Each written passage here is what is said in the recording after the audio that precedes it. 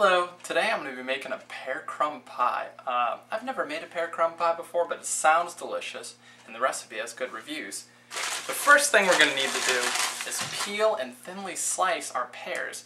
Now you need 6 cups, and I looked it up online. It says that one of the best pears for baking is a Bosc, or Bosc, I'm not sure how you pronounce it. It's B-O-S-C, and you want it to be slightly soft when you touch near the stem. If you get them and they're not really ripe yet, you can put them in a paper bag like I have to help ripe. So anyway, our first step is we need 6 cups of sliced and peeled pears. So we're going to start just by peeling them.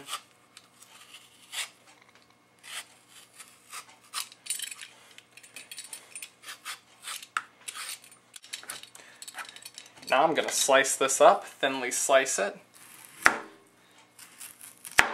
Just going to go horizontally. I don't know if there's a proper way. I guess chopping it in half would be effective. And then from there, make sure you don't get the seeds in it.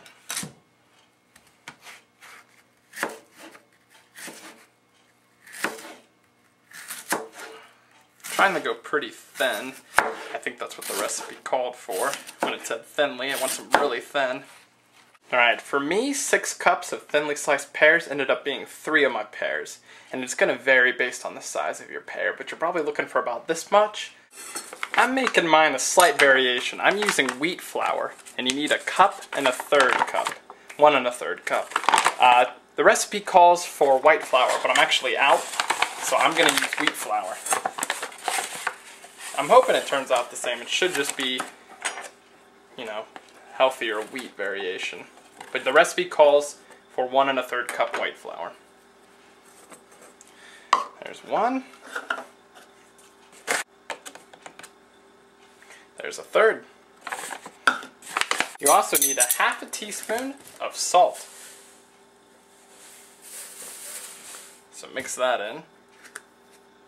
And then now we have to cut in, which means take a pastry, a dough blender, and cut in your shortening. We need 1/2 cup of shortening.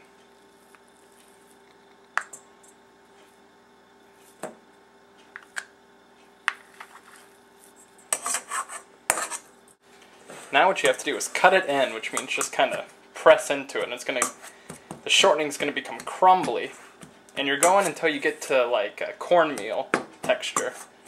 It's just a bunch of little kernels of the shortening. As you can see, you're starting to see it break apart. Take a butter knife, make sure you scrape out whatever is getting stuck to your dough blender. This is pretty much the traditional way to make pie crust. Sometimes it calls for butter, sometimes it calls for shortening, and you just cut it in. This is called cutting it in, into some flour, usually with some salt, some other additives. But this is the traditional way to make a pie crust. Okay, it's looking good. Now what we're going to need to do is take 2 tablespoons of water, drizzle it over, and then we're going to knead it just for a little bit until, mix it together until it clumps together. And then we're just going to roll it out on a floured surface and put it over our pie shell. So here's 1 tablespoon of cold water. It's specified cold, so make sure it's cold. Okay, now we're going to mix those together.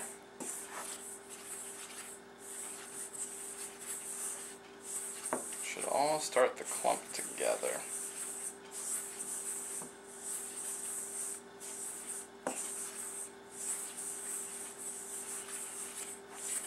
The humidity in the area depends a lot too. It's been dry around here recently, this time of year, so I might have to add another tablespoon or 2.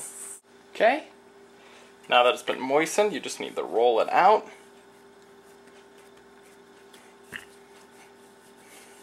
As you can see, mine's still even a little dry. You need it for a 9-inch pan, so try to roll it out to 9 inches as best you can. Keep a circular shape. You can see that's about right. So, good technique that I like to do is just kind of roll it onto your rolling pin.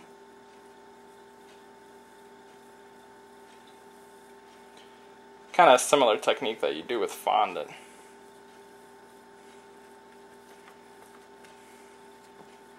Make sure you get it all. As you can tell, I'm being really sloppy with this. Mine was definitely not moist enough, so go moist, and then just unroll it. Keep it as even as possible.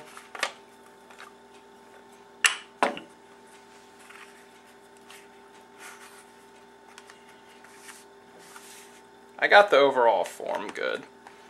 Some areas I might need to touch up a little. And of course yours is going to be regular flour, white flour, all-purpose.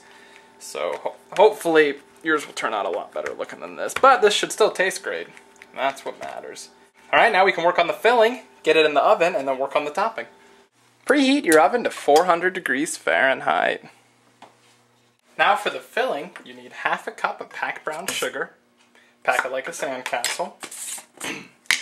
You need 2 tablespoons of cornstarch. And cornstarch, its purpose, it just thickens things.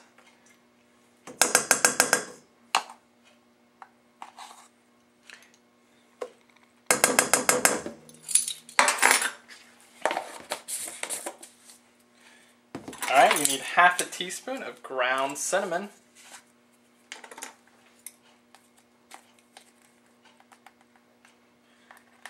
Smells great, got a lot of flavor. You need 1/4 teaspoon of ground ginger.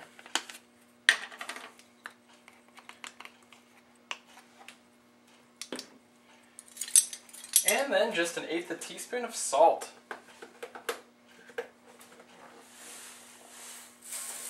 Which isn't much. Now you need just a dash of nutmeg, which isn't much.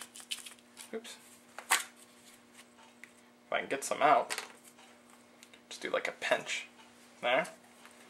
You need your 6 cups thinly sliced pears. It's alright that they're browning a little. If you don't want them to brown, you can put some lemon juice on them. But they're going to be baked anyway, so they'll turn out just fine.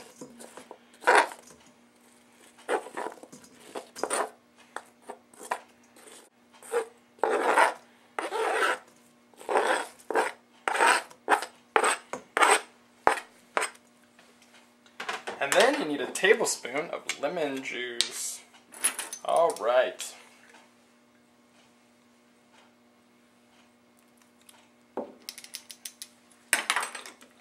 Now, of course, you're going to want to stir these together as best you can.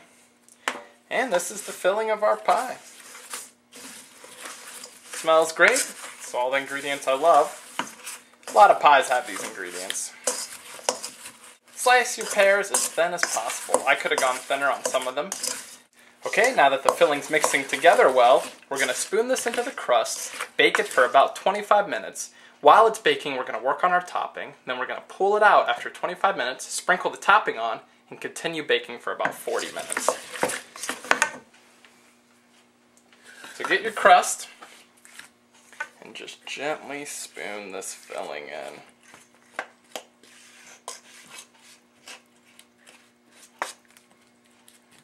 Kind of spread it out as best you can.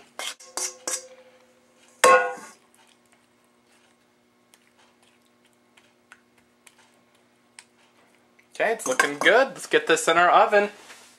Now that you've got the filling in there and our oven's preheated to 400 degrees, you're going to put it in and let it bake for 25 minutes around. Mine's going to cook quicker, or bake quicker.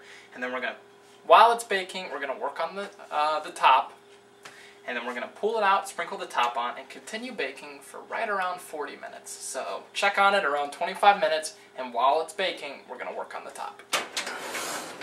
For the topping, you need 2/3 a cup of flour, all-purpose flour. I ran out, so I'm using whole wheat flour. Mine might not turn out completely right because of that, but if you use all-purpose flour, yours should turn out just fine. I'm sure mine will turn out too, it's just going to be healthier. You need 1/3 cup of packed brown sugar, again like a sandcastle, and then you need 1/3 cup of cold butter. And just like for making the crust, for the topping, we're going to cut in the butter.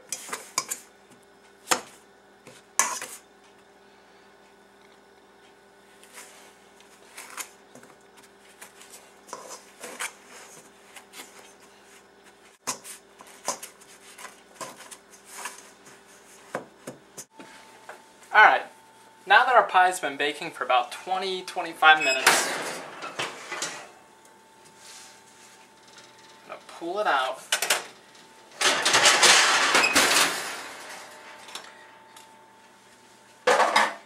And we're going to sprinkle our topping on it.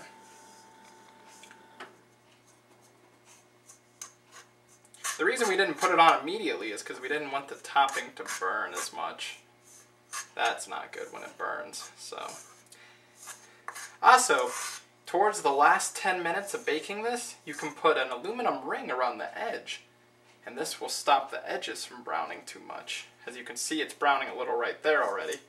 So I'm probably going to put mine on very shortly. In fact, I'm just going to put mine on now.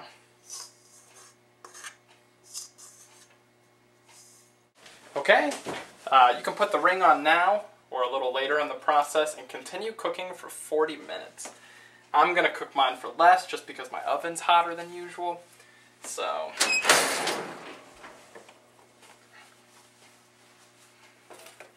okay, put it in for around 40 minutes.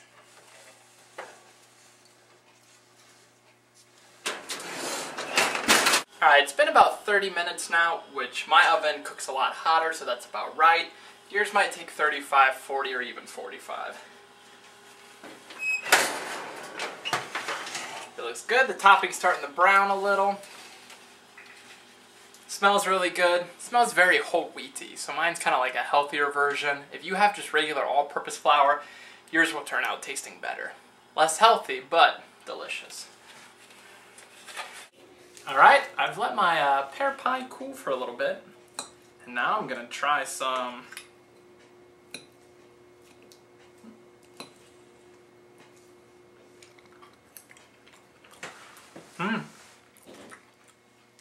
It's good. It reminds me of any other, cherry pie, apple pie, only with nice pears instead. Even though I made mine with wheat flour, it still tastes really good. So I'm sure if you use all-purpose flour, it would be just as good, if not better. Even wheat flour tastes good. So, I hope you try it.